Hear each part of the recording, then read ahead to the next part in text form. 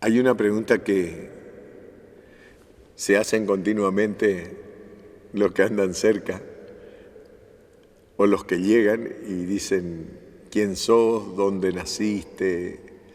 ¿Por qué te gustan estas cosas? ¿Por qué te dedicaste a esto? En tanto que escribí un verso: yo soy nacido en Corrientes de las Misiones, Señor.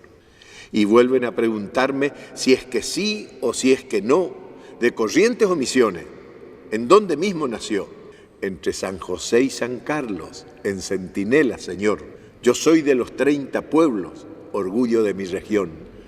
Los pueblos de las misiones que estuvieron donde hoy apenas si quedan ruinas de lo que fue la misión, como el pueblo de San Borja del que Andresito salió, y el Yapeyú musiquero donde San Martín nació.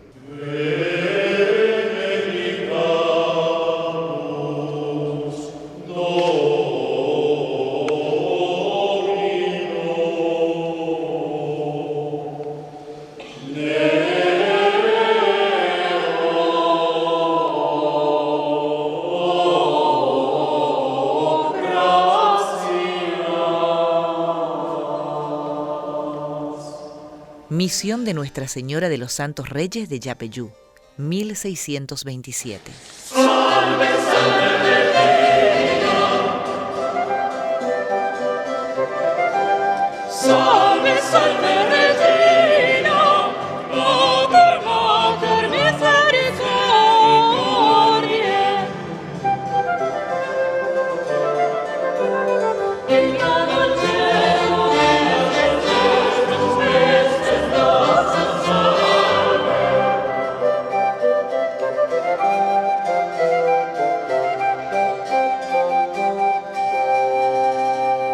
de los 4 pueblos ubicados en Corrientes, Yapeyú fue el primero que se fundó en ese territorio.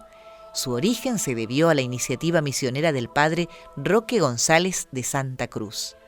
En 1626, el padre provincial Mastrilli Durán relata cómo se fundó la misión de Yapeyú.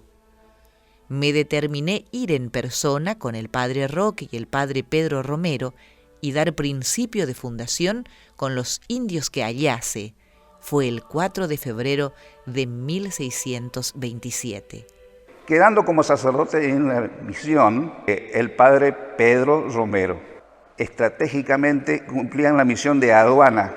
Era un paso obligado de la gente que venía del norte hacia Buenos Aires. Eso le permitió crecer económicamente y culturalmente.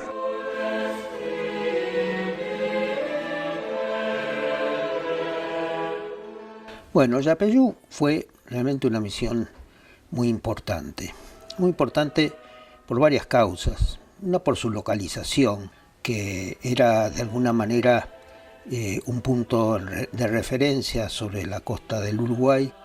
La importancia de esta misión radica en su ubicación y en tener un astillero para montar barcos dentro del conjunto de la economía de los 30 pueblos. Era un lugar donde se fabricaban barcos, es decir, donde estaba concentrada lo que fuera a ser la industria naviera, y recordar que el camino de los ríos era el camino que fortalecía, digamos, las relaciones, realmente era la comunicación de las misiones.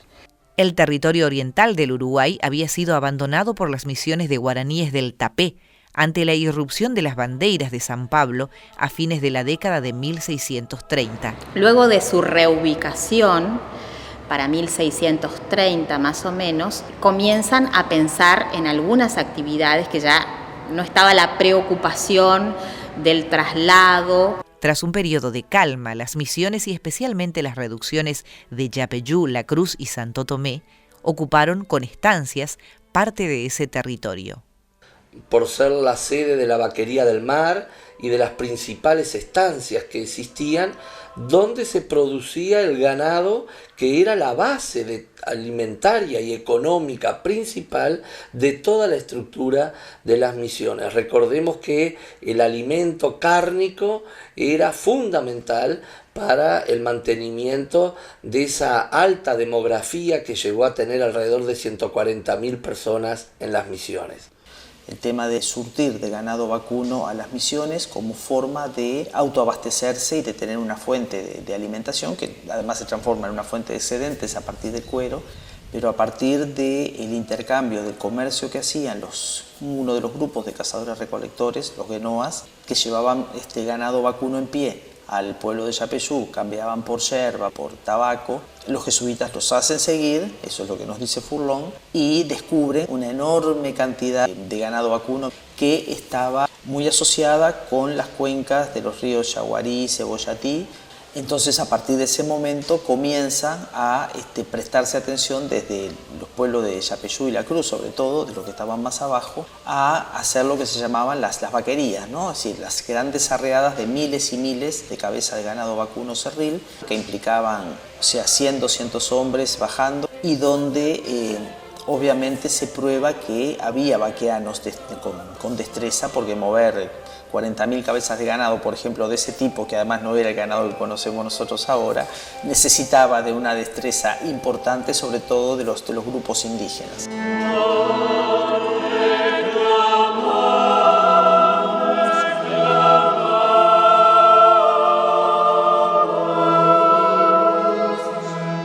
En este caso específico hay contacto con otros grupos étnicos como los charrúas, que en la documentación aparecen como charrúas, pero en estos grupos también se encuentran minuanes, guenoas, yarós.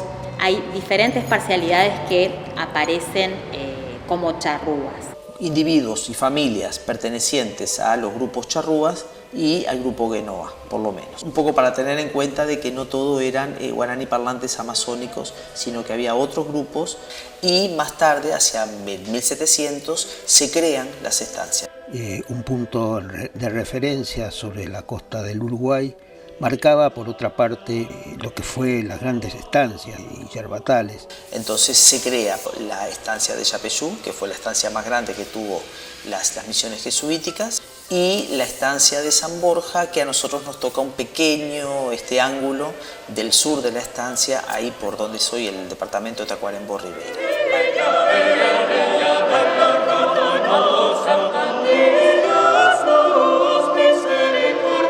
Ya las cartas anuas nos hablan más o menos para 1637-39 de la organización de una nueva iglesia con mayor capacidad, con tirantes y columnas de madera. Finalizó su construcción en 1647 y según las cartas anuas se le agregaron imágenes pintadas por el hermano Juan de la Croix, de origen belga. De todos modos, Yapeyú, ya con su iglesia, desarrolla algunas actividades muy significativas en el aspecto cultural. Allí vamos a pensar específicamente en la figura del padre Sepp. En este pueblo se desarrolló una etapa cultural significativa con la llegada del padre Anton Sepp en el año 1691. Le agradezco a Ñandeyara por nacer y ver el sol donde murió y fue sembrado el mismito padre Antón. Sueño que viven nosotros los hijos de esta región, parientes chamamecero de una sola gran nación. Quiera Dios que a más de uno le sirva decir quién soy. Yo soy nacido en Corrientes de las Misiones, Señor. Oh dulcísima María.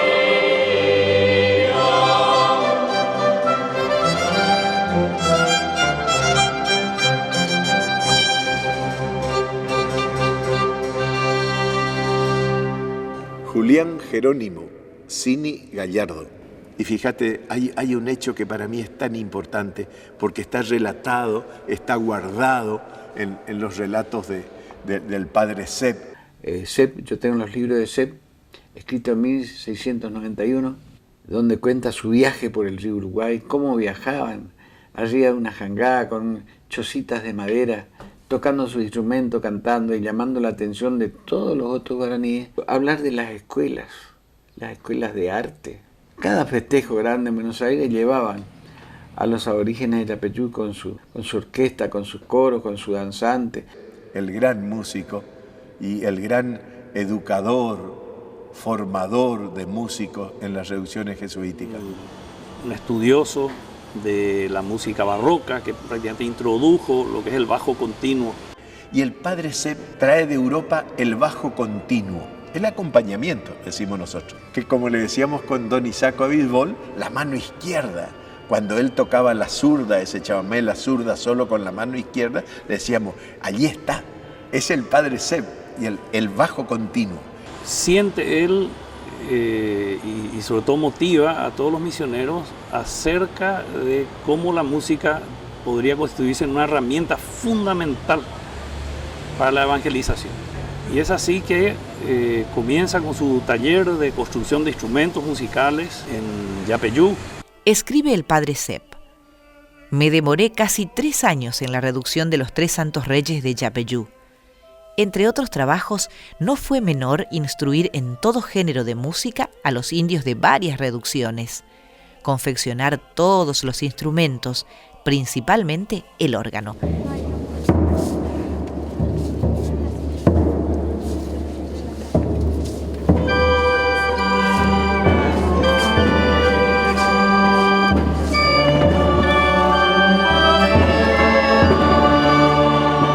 El padre Antonio Sepp cuenta, narra lo que hizo con sus indios musiqueros, construyó un órgano. Ellos tenían el organito portátil de las misiones, que uno tocaba y el otro como en una fragua le hacía el viento acá al lado, ¿no? Los guaraníes iban a las chacras de labores y siempre había un grupo que se ponía en una esquina de la chacra, un grupo de músicos, a tocar música. Para esas ocasiones y para las procesiones usaban un órgano que llamaban órgano portátil, que era un indio tocando al teclado y otro indio ayudando con el fuelle. Pero a nosotros nos pareció curiosísimo, que está en uno de los frisos, no sé de qué reducción. Está en los ángeles músicos de los frisos de Trinidad, está allí bien.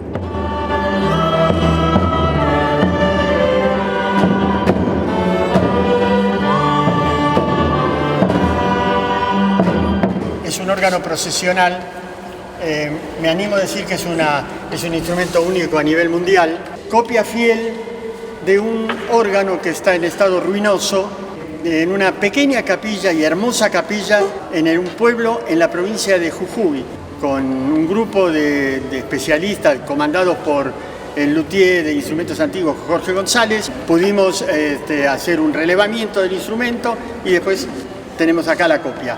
Es muy notable porque se puede tocar caminando. Y cuando nosotros fuimos al pueblito a Susques, había un viejito que nos contó que él recordaba cuando ese órgano funcionaba y acompañaba, por ejemplo, en las procesiones por el camino de montaña hasta el cementerio, los entierros. Y bueno, y dijimos, esto tiramos un poquito y sale el acordeón. Y el bandoneón, sobre todo, se crea en Europa para las procesiones religiosas. Para nosotros, porteños, es notable que este instrumento de alguna manera fue reemplazado por el bandoneón, porque el origen del bandoneón fue creado en Alemania para las procesiones religiosas, después lo acaparó el tango, ¿no es cierto? Pero cuando no existía el bandoneón, este era el instrumento que hacía las procesiones.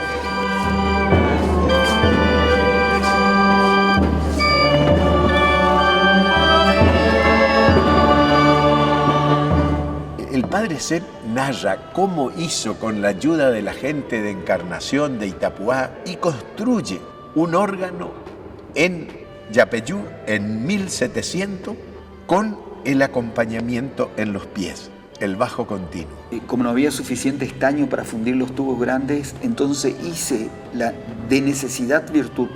Tomé la mejor madera de cedro, la cual aquí abunda. ¡Oh, milagro! Los cedros, antes secos y mudos, comenzaron a tintinear, a vibrar y a retumbar de tal manera que los misioneros y los indios en conjunto dieron un grito de asombro. Se habrá mandado, yo digo, un chamamé como la caú más o menos, se habrá mandado que los indios gritaban los curas y todos decían viva el Padre Antonio, porque estaba haciendo para esa gente la síntesis en la música.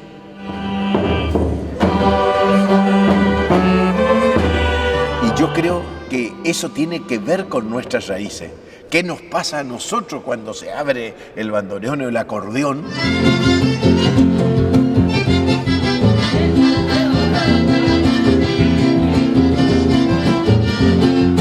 Y se hace algún acorde o y se larga un chamamé.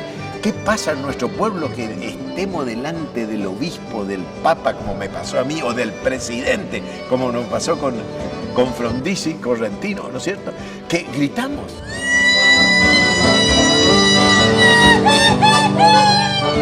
¿Sí? Se nos abre el pecho.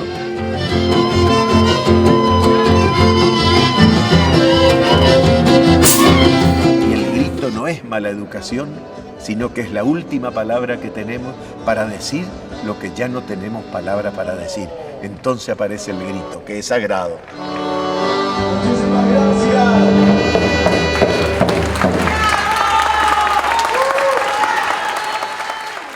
Desde que llegué a Mercedes, al centro de mi provincia, ya en el año 70, me hicieron párroco de Mercedes. Soy Julio Cáceres, cantor, fundador del grupo Los de Maguaré en Corrientes, donde tuve la suerte de nacer en una localidad llamada Pedro R. Fernández, más conocido por la estación Mantilla. Una vez que me radiqué en Mercedes, habiendo nacido en Mantilla en la campaña, porque yo soy músico de mi abuelo. El abuelo me enseñó un poco a tocar la guitarra, un tío que me enseñó a cantar, y bueno, y así empecé a cantar con mis amigos en la escuela secundaria. Así formamos un grupo con dos amigos más, Ricardo Gómez y Carlos Núñez, y ese grupo se llamó Los Hijos del Payure. Después nos distanciamos un poco y en ese periodo lo conozco al padre Julián Cini. Pero cuando conocí a Julián empecé a ver cosas diferentes, estamos hablando de los años 70. Me dejé llevar por gente muy amiga que teníamos los mismos interrogantes. ¿Por qué somos así? ¿Por qué a los correntinos venían los muchachos de vuelta de sus andanzas musiqueras por otras provincias y todos decían, Julián, vos sabés que todo, ¿no? ¿De dónde salieron ustedes? A usted lo inventó Samuel Aguayo, lo inventó fulano de tal, en el 35. No, ¿cómo puede ser? ¿De dónde y por qué ustedes son distintos? Ustedes tienen identidad y tienen un modo de ser, Bueno, empezamos a preguntarnos el porqué de todas estas cosas. Y así es que empieza mi contacto más directamente con Julián. Y tuvimos una persona, una maestra, que le llamábamos la tía Nerea Avellanal de Ambrogio. Y con la tía Nerea Avellanal de Ambrogio. Autodidacta, pero para mí en Corrientes fue la que empezó ese movimiento que ya traían otros. Con ella a la cabeza empezamos esta investigación. Ella tenía un solo afán. Ella decía que el chamamé tenía que ver con las misiones. Pero para poder hacer eso con el buen criterio de la tía Nerea hay que recorrer la campaña casa por casa y donde cuando preguntamos tenemos que anotar todo porque todo es importante. Cada recuerdo, cada mención, cada estrofa de un verso. Somos una región, mi Mesopotamia, mi verde nordeste, sos raíz vertiente de mi inspiración. Si escarbo tu tierra, si me hundo en tus ríos, si pulso el latido de tu población, si ando tus caminos, si hablo con tu gente, me siento pariente, me siento región. Agarramos el camino de la danza. Nosotros hicimos el trabajo focalizándonos en la danza. La tía Nerea tenía su grupo de danza y formó muchos bailarines, pero con esta característica que ella sabía de danza, pero a su vez llevaba a todos sus bailarines al campo, a todas las fiestas del campo.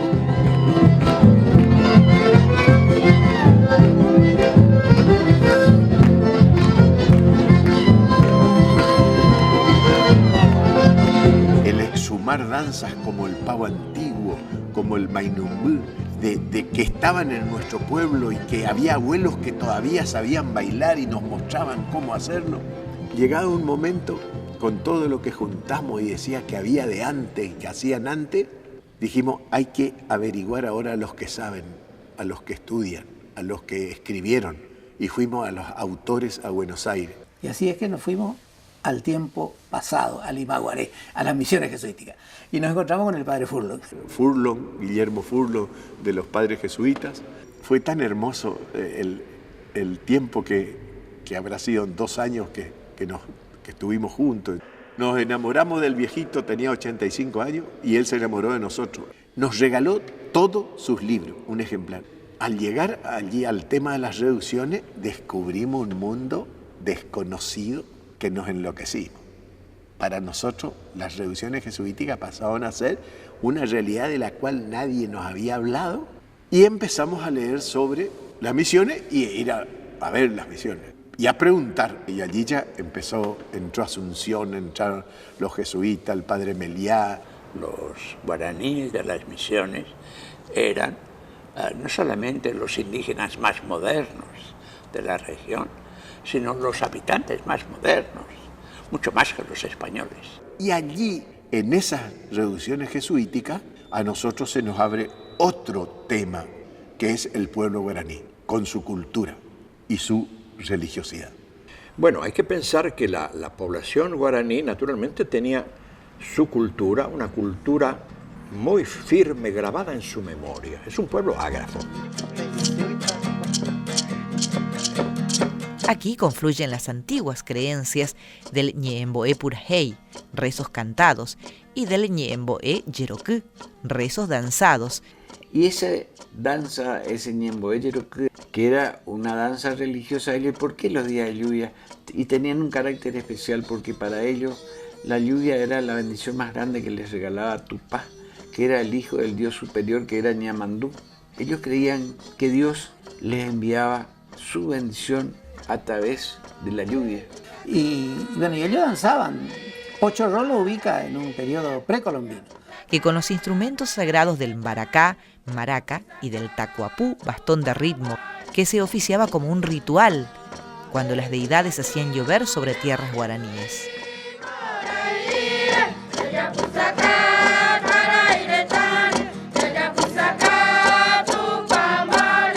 Hay elementos que apoyan a este concepto en el friso de los ángeles músicos, en la misión de Trinidad, en Paraguay.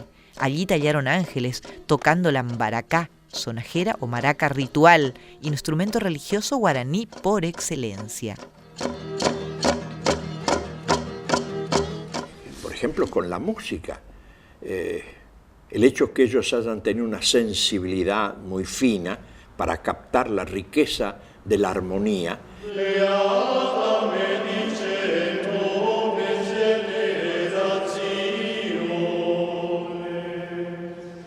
Seguramente cuando conocen instrumentos que ellos no tenían, estoy pensando en el violín o estoy pensando en el órgano, indudablemente se adaptaron, no solo se adaptaron, lo hicieron suyo y su música de alguna manera se empieza a transparentar en estos instrumentos que fueron inicialmente europeos.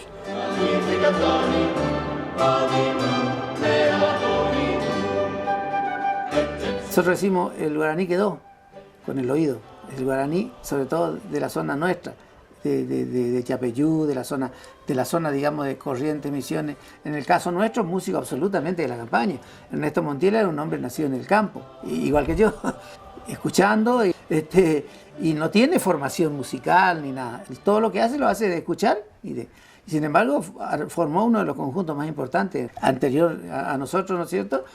Tanto él como Cocomarola y Tarragó, gente que se formaron sin tener estudios musicales. ¿Nos dejan que les saludemos como les saludaban nuestras abuelas? ¿Sí? Bueno, Dios te saluda, María. Nosotros también. Una cosa muy linda, cuando anduvimos dando vuelta nosotros, juntando datos de nuestra expresión que es el chamamé. Dios te saluda, María, el pollo de Nazaret. Una de las cosas que nos llamaba la atención era continuamente el unir la religiosidad con la fiesta, con la alegría, con la celebración, ¿no? Es un todo, ¿no? lo religioso es como una columna vertebral que va por dentro de la expresión vital de la vida. Gloria por Jesucristo nuestro Señor. ¡Viva la Virgen!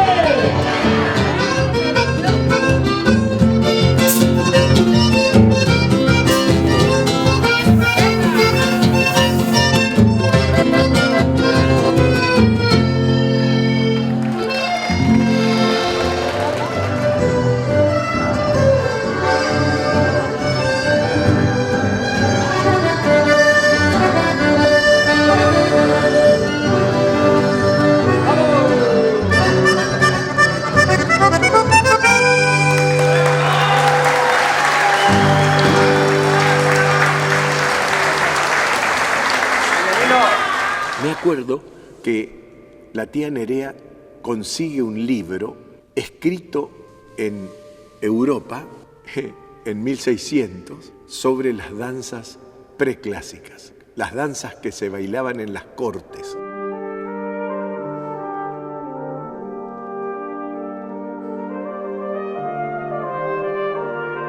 Y como nosotros vamos al padre Furlong y le preguntamos qué se bailaba, cosa que preguntaba Carlos Vega. Como decía Carlos Vega, ¿qué danzas se bailaron en las reducciones? ¿Qué se bailó en las reducciones? ¿Qué pasó en las misiones jesuíticas? ¿Qué se enseñaban? ¿Qué danzas? De eso no se hablaba.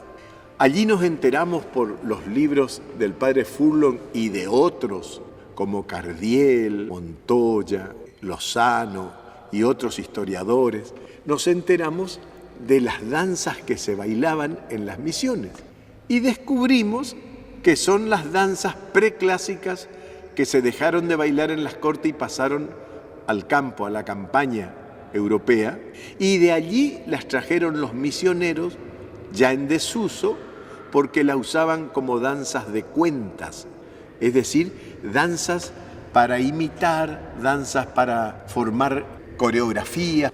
Nosotros empezamos a preguntarnos, a ver, ¿y cómo era la descripción de esas danzas antiguas? La pavana, que era una danza real. Pavana, gallarda, alemanda, canario, todas esas las danzas que nosotros encontramos. Curiosamente, Carlos Vega da esas danzas extinguidas en Europa antes de llegar a América. Y nosotros encontramos que se bailaron en América en las revoluciones jesuíticas.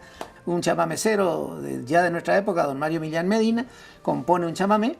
Descubrimos que lo que dice don Mario Millán Medina describiendo un baile en la campaña así, muy sencillamente y como lo más normal, es una descripción del comienzo de la danza de la pavana. Sacá la dama paisano y paseala por la cancha mientras tiemblan la acordeona los músicos de la bailanta. Es decir, eso es todo una descripción del comienzo de una danza real frente a las autoridades, frente al palco.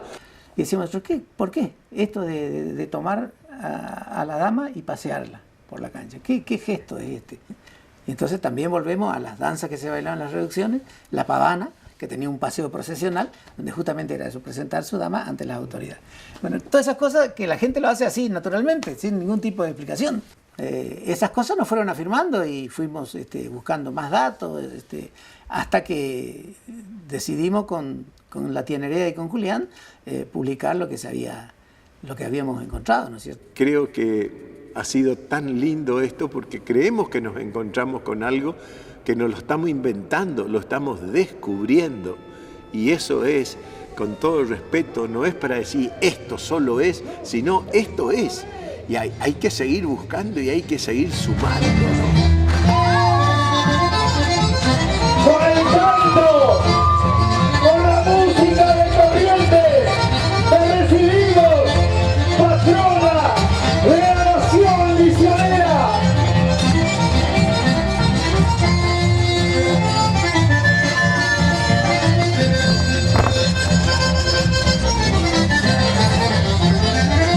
¡El aplauso! ¡Feliz Día de la Virgen! Pero creo que hoy nos hemos dado cuenta con la Fiesta Nacional del Chamamé que somos una región y somos una nación chamamecera. Es decir, y que tenemos una base muy fuerte y tiene que ver mucho, no digo todo, pero sí mucho con esta experiencia histórica, cultural y religiosa que han sido los 30 pueblos de las misiones.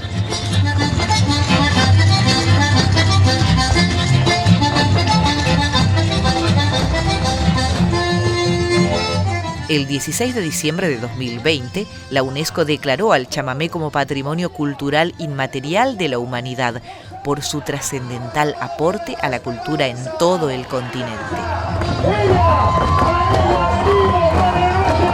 Aquí están tus hijos, aquí están